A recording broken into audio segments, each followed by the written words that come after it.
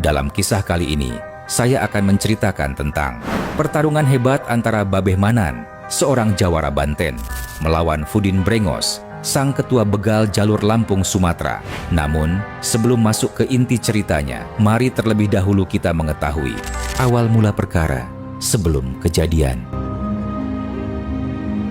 Di sebuah wilayah terpencil jauh di pedalaman tanah Sumatera, tersembunyi sebuah perkampungan gelap yang tidak pernah tercatat di peta resmi. Di sanalah para penjahat jalanan berkumpul, membentuk kelompok kriminal yang paling ditakuti di sepanjang jalur lintas Sumatera. Mereka bukan sekadar begal biasa, melainkan penguasa malam di jalur tersebut yang selalu mengintai setiap kendaraan yang melintas di daerah kekuasaannya. Banyak sopir angkutan dan pengendara lainnya memilih mempercepat laju kendaraan, berharap bisa keluar dari jalur itu sebelum matahari tenggelam. Sebab semua orang tahu saat kegelapan turun, para begal keluar dan mulai menguasai jalan itu. Kelompok itu dipimpin oleh seorang pria bertubuh kekar dengan wajah kejam. Dia bernama Fudin Brengos. Konon, ia menguasai ajian kebal senjata yang membuat kulitnya tak tersentuh oleh semua jenis senjata. Dan karena itulah namanya menjadi legenda kelam di dunia hitam dan momok menakutkan bagi siapapun yang nekat melintasi jalur kekuasaannya di malam hari. Sudah bertahun-tahun Fudin dan kelompoknya merajalela. Mereka menghentikan kendaraan tanpa pandang bulu. Truk barang, mobil pribadi, hingga sepeda motor ia sikat tanpa ampun. Bahkan, jika targetnya mencoba melawan, kelompok itu tak segan melakukan kekerasan. Sudah banyak nyawa melayang, namun tak ada satupun yang mampu menuntut keadilan terhadap kelompok begal tersebut. Bahkan, aparat setempat pun sudah pernah mencoba bertindak. Beberapa satuan khusus pernah mengatur penyergapan di tengah malam. Namun naas, mereka semua tumbang dalam waktu singkat. Peluru-peluru yang ditembakkan ke arah Fudin Brengos hanya memantul seperti menabrak batu karang. Tubuhnya berdiri kokoh seolah terbuat dari besi. Dan sejak saat itu, aparat setempat memilih diam dan menghindari bentrokan langsung dengan kelompok tersebut. Keresahan pun merayap di hati masyarakat. Mereka hidup dalam kecemasan setiap malam dan berdoa agar keluarga mereka tidak menjadi korban berikutnya. Selama bertahun-tahun, harapan mereka hampir padam sebab tak ada yang mampu menghadapi kelompok Fudin Brengos. Hal itu pun membuat kelompok itu semakin angkuh dan sombong. Namun, seperti pepatah lama, jika kesombongan akan membawa kita dalam kehancuran, dan perlahan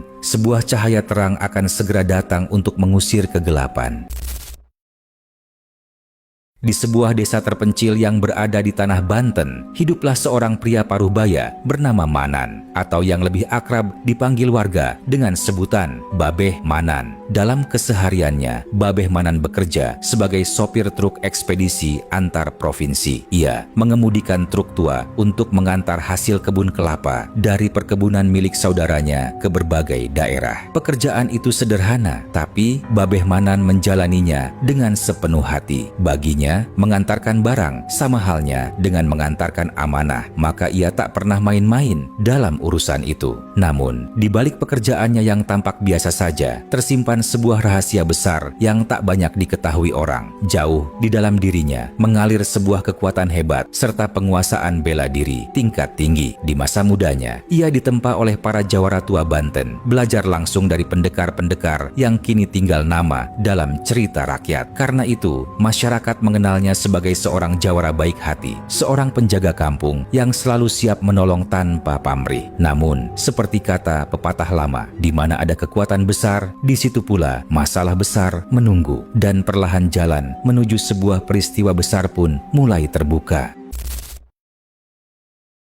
Di suatu pagi, Kang Subur sang pemilik perkebunan tampak duduk dengan wajah serius di meja kerjanya, dan di tangannya sudah siap selembar surat jalan yang terlipat rapi. Kemudian, ia memanggil Babeh Manan ke kantornya dan berkata kepadanya, "Pak Manan, ada pengiriman besar menuju kota Padang. Barangnya banyak, jalurnya jauh, dan perjalanan kali ini bisa memakan waktu berhari-hari. Apakah Pak Manan siap?" ucapnya. Babeh Manan pun mengangguk dan menerima tugas itu tanpa gentar. Kang Subur menatap sopirnya dengan wajah cemas, dan kemudian ia kembali berkata, "Baiklah Pak, kalau memang Anda siap, tapi saya sarankan Anda bawa ke naik mobil Pak, karena jalur Sumatera itu sangat rawan." Babeh Manan tersenyum kecil sambil menjawab. "Sudahlah Kang," jawabnya lembut, "tak perlu menambah orang. Jalur jauh seperti itu sangat berisiko dan saya tidak ingin orang lain celaka hanya karena ikut di perjalanan saya. Biar saya sendiri yang berangkat." Kang Subur terdiam. Ia tahu Manan bukan sekadar sopir biasa. Pria itu punya sesuatu yang berbeda. Meski begitu, rasa khawatir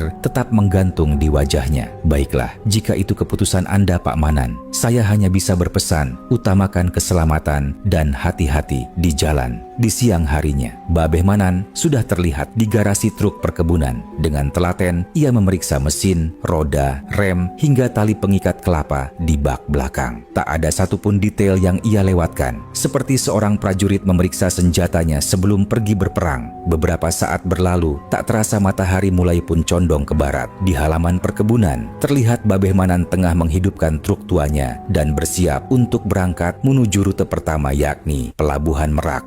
Sore itu, perjalanan menuju Merak berjalan mulus tanpa hambatan, dan beberapa jam kemudian, Babeh Manan pun tiba di Pelabuhan Merak dan bersiap untuk menaiki kapal feri. Di atas kapal feri, Babeh Manan berdiri di dek terbuka, menatap jauh ke arah Selat Sunda dengan wajah penuh renungan. Sebab ia tahu, perjalanan kali ini bukan hanya tentang tugas pekerjaan, tetapi ada niat lain yang tersimpan dalam hatinya, yakni bertemu dengan seseorang yang ia kenal, yang kini telah jauh dari jalan kebenaran. Beberapa jam berlalu, saat malam mulai menjelang. Kapal pun merapat di Pelabuhan Bakahuni, Lampung. Tanpa membuang waktu, Babeh Manan pun kembali menyalakan truknya dan melanjutkan perjalanannya menuju jalur Sumatera yang terbentang panjang dan menyimpan rahasia kelam. Dari sinilah awal mula perkara akan dimulai.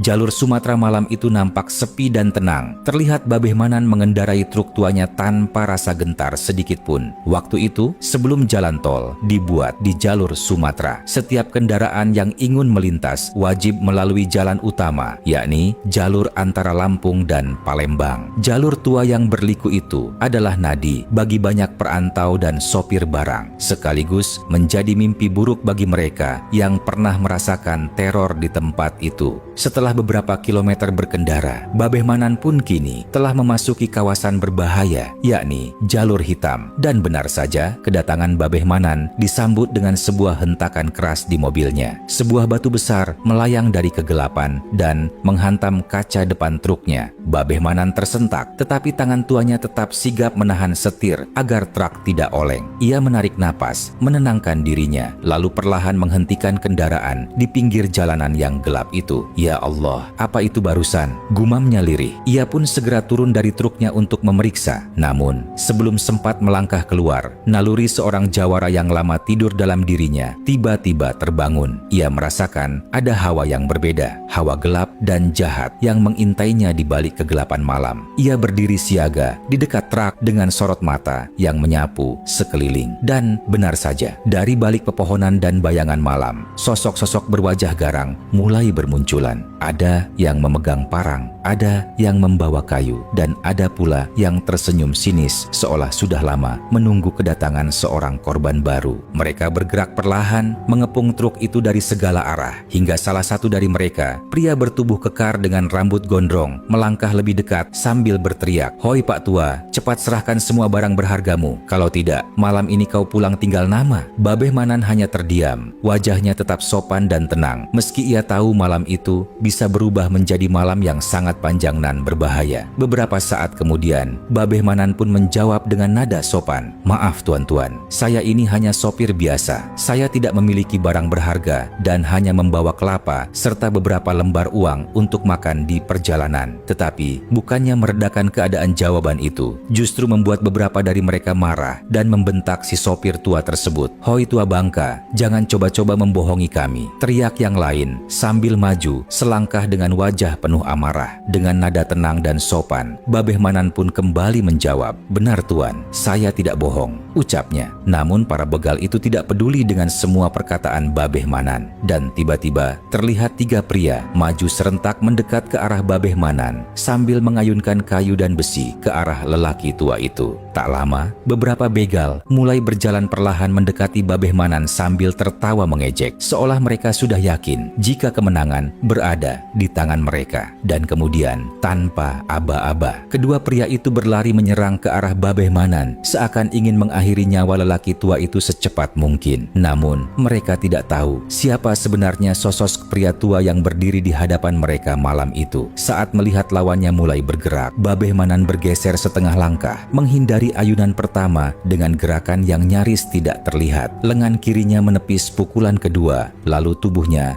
memutar ringan. Satu pukulan pendek mendarat tepat di ulu hati pria pertama. Kemudian, siku kanannya menghantam rahang pria kedua, membuat keduanya terhuyung dan tumbang secara bersamaan tanpa sempat berteriak. Keheningan menyelimuti jalanan sesaat, namun para begal lain justru semakin geram. Dari kejauhan, tiga pria yang membawa senjata tajam maju serempak, mengepung dari kiri, kanan, dan depan. Mereka tidak lagi main-main. Para begal itu menyerang secara membabi buta ke arah Babeh Manan. Namun, Babeh Manan tetap berdiri tenang sambil bibirnya bergerak melafalkan sesuatu. Matanya memejam sesaat, seolah tengah memasuki ruang batin yang dalam.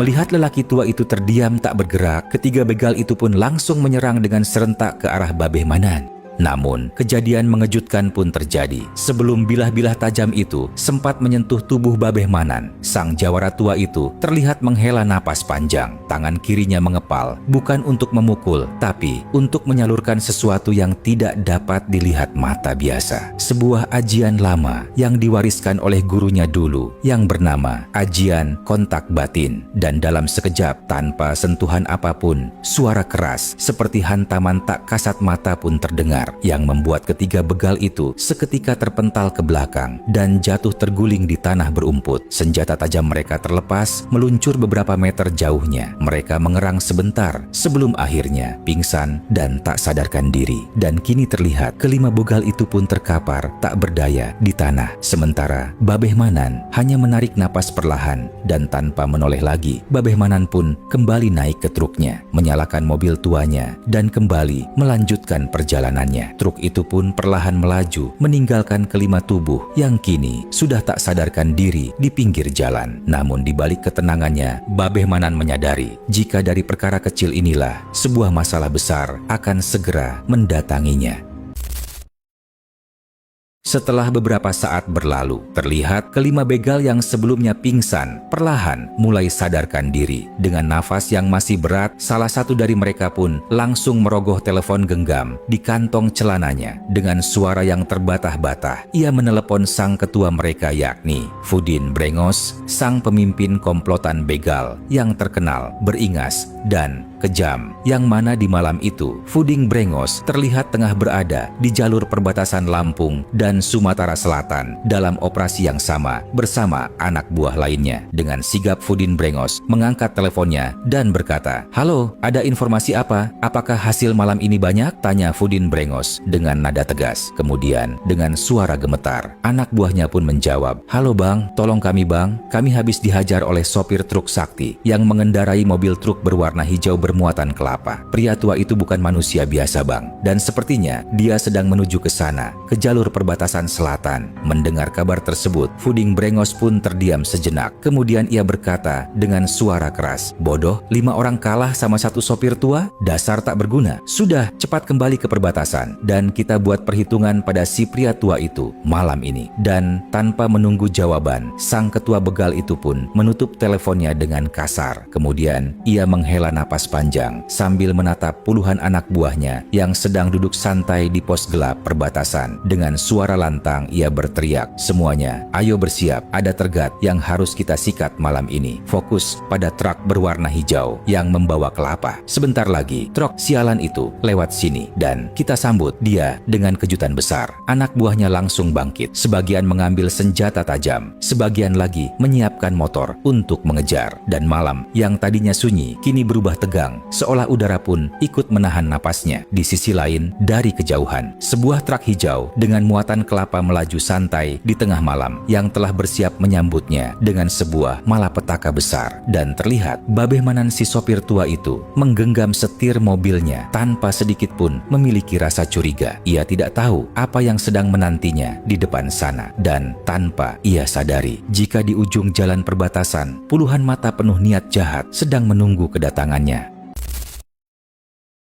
Beberapa saat setelah melewati tikungan panjang yang sunyi, truk hijau yang dikendarai Babeh Manan memasuki ruas jalan sepi yang diapit sawah gelap dan perkebunan karet yang menjulang seperti bayangan raksasa. Babeh Manan menyipitkan matanya, dan dari kejauhan tampak banyak pria berwajah garang berdiri di pinggir jalan dengan tatapan yang tidak bersahabat. Namun dengan ketenangan khasnya, ia tetap melaju perlahan melewati barisan kelompok tersebut. Saat truk Babeh Manan melewati kerumunan itu, tiba-tiba terdengar suara teriakan dari belakang. Itu dia, mobil pembawa kelapa. Yang seketika seruan itu memecah kesunyian dan membuat puluhan orang yang bersembunyi di balik semak-semak dan pepohonan langsung berhamburan mengejar truk Babeh Manan. Suasana malam itu seketika berubah mencekam. Namun alih-alih menambah kecepatan, Babeh Manan justru menghentikan truknya. Ia membuka pintu dan turun dengan langkah mantap dan berdiri tenang di tengah jalan yang gelap itu. Dalam hatinya, ia bergumam, pantas saja banyak korban berjatuhan. Rupanya kelompok begal di jalur ini sangat besar, gumamnya. Namun belum sempat Babeh Manan menarik napas panjang, dari kejauhan beberapa pria langsung datang berlari sambil mengayunkan pukulan ke arah Babeh Manan. Tapi kali ini wajah Babeh Manan tidak lagi lembut seperti sebelumnya. Ada kemarahan yang menyala di matanya, dan benar saja, alih-alih menunggu datangnya serangan, dengan cepat Babeh Manan melesat maju. Gerakannya cepat seperti angin malam. Satu pukulan menghantam dada lawan, satu tendangan menyingkirkan dua orang sekaligus. Kelompok begal itu pun berjatuhan satu demi satu. Tubuh mereka terpelanting tanpa bisa melawan sedikit pun. Gerakan cepat Babeh Manan seakan mampu membaca arah setiap serangan sebelum dilayangkan. Melihat rekan-rekan mereka tumbang, begal lain pun maju membabi buta dengan membawa senjata tajam. Mereka mengepung, menyerang dengan brutal. Namun Babeh Manan hanya berdiri diam, dan ketika senjata tajam itu menyentuh kulitnya, suatu kejadian mengejutkan pun terjadi. Semua bilah senjata tajam itu patah, terbelah, dan hancur seperti dipukul palu raksasa, membuat kelompok begal itu pun terkejut, dan wajah mereka berubah menjadi pucat pasi. Mereka mundur dengan langkah gemetar, dan tak lama dari balik kerumunan, sang ketua dari kelompok itu pun muncul. Dialah Fudin Brengos, yang namanya saja cukup membuat warga desa tak berani keluar malam. Ia melangkah maju perlahan, sementara anak buahnya bersorak dan mencibir. "Mati kau, tua bangka!" teriak beberapa dari mereka. Namun sesuatu yang tak terduga terjadi. Begitu Fudin Brengos berdiri tepat di depan Babeh Manan, tubuhnya gemetar, matanya berkaca-kaca, lalu ia menunduk dan jatuh berlutut. Suaranya pecah, menahan penyesalan. "Ampun, Abah, maafkan saya. Maaf atas perbuatan saya selama ini." Babeh Manan menghela napas panjang penuh kecewa. "Ternyata seperti ini kelakuanmu, Din. Ketika sudah menguasai ilmu bela diri tingkat tinggi, bukannya kau pakai untuk menjaga diri, kau malah gunakan untuk merampas hak orang lain. Sudah berapa banyak masyarakat tak bersalah jadi korban? Bertobatlah, Din, atau malam ini aku akan melenyapkanmu." Anak buah Fudin terdiam. Dari raut mereka, jelas tak ada yang tahu bahwa pemimpin mereka adalah murid dari pria paruhbaya yang berdiri tegap itu. Rupanya ilmu kebal senjata, kecepatan, dan tenaga dalam milik Fudin Brengos berasal dari Babeh Manan, sang jawara Banten, guru tua yang dulu mengajarkan ilmu untuk kebaikan, bukan untuk merajalela. Namun keserakahan membuat murid itu menyimpang jauh dari jalannya. Di malam itu, di tengah jalan perbatasan yang sunyi, Fudin Brengos menangis di hadapan gurunya. Perlahan para anak buahnya ikut menundukkan kepala. Mereka memilih bertobat meski beberapa jelas tidak rela. Tapi takut akan kemarahan Babeh Manan membuat mereka hanya bisa diam mengikuti pilihan ketua mereka. Setelah menasihati mereka panjang lebar, Babeh Manan kembali ke truknya. Mesin hidup, lampu depan menerangi jalan malam. Ia melanjutkan perjalanannya sambil meninggalkan pesan yang akan mereka kenang sepanjang hidup mereka. Kekuatan sejati adalah untuk menjaga diri, bukan untuk menyombongkan diri, apalagi menyakiti orang lain. Dan dari kisah ini juga kita bisa memetik sebuah pelajaran yang berharga. Jika pada hakikatnya bukan kekuatan ataupun kemampuanlah bukanlah yang membuat manusia sombong, melainkan dari sifat manusia itu sendiri dan bagaimana cara kita membawa semua kekuatan tersebut.